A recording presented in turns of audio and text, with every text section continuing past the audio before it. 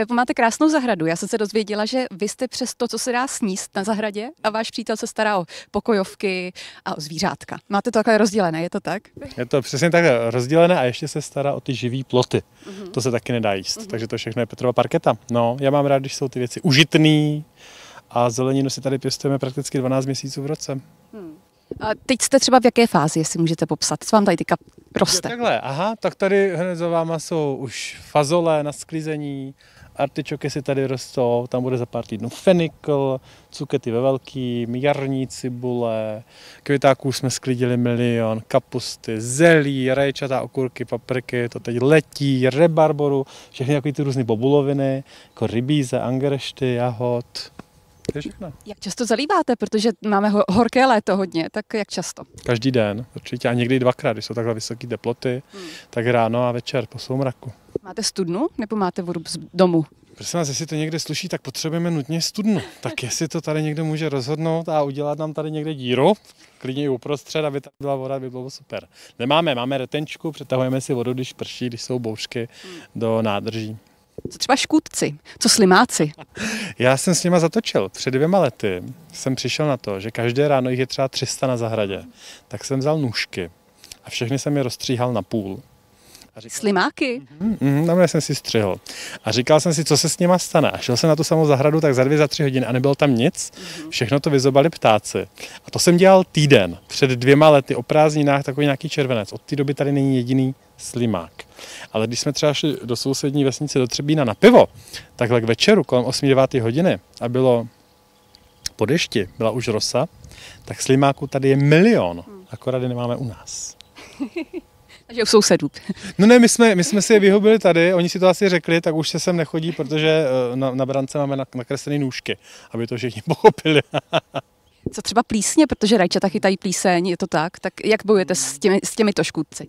Tak oni přijdou ty plísně až s vlhkem, nebo když hodně prší, tak to letos není právě o tom, letos je málo vody, no, ale já nejsem takový jako drasťák, že bych pořád něčím stříkal a hnojil. Jediný, co sem tam tady jsou, tak jsou takový ty mšice, ty jsou jako otravný strašně, tak ty dostanou zatočit pěkně. Já vidím krásný vysutý záhony, to je teďka hrozný hit, novinka, trend. Jak je máte dlouho a jak jste je budovali? Tak to už je verze 2. Ta první verze byla jenom stlučená z obyčejných dřevěných palet. A my jsme to dělali, jestli se nepletu, v nějakém roce asi 2020, možná jsme si stloukli první záhony. V březnu vypěstovali jsme asi půl tuny zeleniny ve 4 záhonech, tak jsme je potom na podzim rozbili a udělali jsme si tady tyhle betonový s takovou nějakou kovovou konstrukcí. Ty jsou na pořád. A teď já je tady můžu prodávat, že? Přátelé, pořiďte si je. Ty nutně potřebujete, poněvadž samozřejmě se nemusíte zohýbat. Je to velmi konvenientní. No, je to na stáří jako dělaný. A ta hlína je na povrchu jenom? No tak tam je vlastně to plný hnoje, na povrchu je asi 15 cm zeminy a vím, že lidi dávají třeba do spodku i různý kartony a kusy dřeva, to tam potom tlí a tím, jak to tam tlí, tak tam vzniká teplo, ono to rychleji roste. A my tam máme jenom hnůj. Máte něco proti plevelu? Mě strašně třeba vytáčí na zahrádce plevel, pořád jako plejt zahrádku. Jak to máte vy? Ano, plejt. Jste to řekla za mě. Takhle, mě to uklidňuje, takže já proti plevelu, já si myslím, že mám nějaký názor na plevel. Vychytávku. Vychytávku nemám, plejt a na škole, když jsme byli na základce, holky měly vaření. Kluci měli pozemky, jako hrozná nespravedlnost. A v rámci pozemku kluci dostávali vždycky velký hřebíky a museli jsme mezi dlaždičkama vytahovat plevel. Další nespravedlnost. A ještě nám říkali, že to musíme tahat i z kořeny. Tak to je jediná dobrá rada. Musíte to tahat i z kořeny, aby to nerostlo. Máte tady nějaký raditky? Já jsem tady viděla černý rajčata třeba, to mě úplně fascinuje. Jo, tak tady je radit hodně. Ze zeleniny jsme sklízeli fialový květáky, žlutý květáky, tady je asi 30 druhů rajčat různých, jako tvarem i barvou, asi 15 druhů paprik, máme tady 8 druhů lilků z celého světa, včetně takových malinkatých kulatých brinjálů z Indie. Semínka jsem propašoval do Evropy, protože to se nesmí. No, potom jsou tady takový ty různí jahodo-maliny a borůvko-višně a meruňko-višně a já nevím, co je tady nakřížené s čím, červenou, růžovou rebarboru. To není jako velká zahrada ve smyslu, že by se tady dělalo neuvěřitelné množství, ale pomáhá nám to v soběstačnosti a pro mě je to cíl, soběstačnost. A vidím taky ovocné stromy, to už je skoro sad. No to je sad, tady je myslím 40 ovocných stromů, nejenom tady nahoře, ale tady ještě podél směrem dolů.